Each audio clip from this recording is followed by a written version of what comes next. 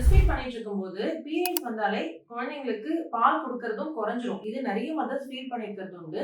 Especially 6 மாசத்துக்கு மேல periods return ஆகும்போது தான் இந்த கம்ப்ளைண்ட்ட நிறைய மதர்ஸ் வந்து என்கிட்ட சொல்லியிருக்காங்க.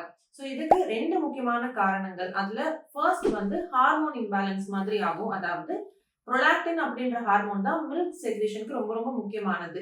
பீரியட்ஸ் ரிட்டர்ன் ஆகும்போது ஈஸ்ட்ரோஜன், புரோஜெஸ்டரான் ஒரு பக்கம், புரோலாக்டின் ஹார்மோன் மறுபக்கம். ஸோ இதோட இம்பேலன்ஸ்னால பீரியட்ஸ் டைம்ல மில்க் அவுட்புட் கொஞ்சம் குறையலாம்.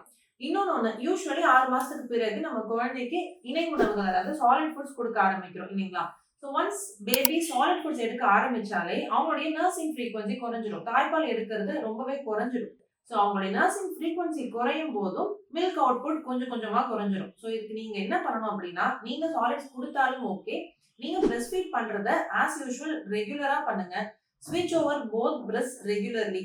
ஸோ கம்ப்ளீட்டா பிரஸ்ட் எம்ப்டி பண்ணீங்க அப்படின்னா பிரஸ்ட்க்கு ஸ்டிமுலஸ் போய் அவங்களுக்கு அடுத்த வாட்டி மில்க் செக்ரீஷன் இருக்கும். ரெண்டாவது, நீங்க கண்டினியூ பண்ணிக்கலாம் சப்ளிமெண்ட்ஸ். அதாவது அயன், கால்சியம்லாம் எடுத்துட்டு வந்திருப்பீங்க.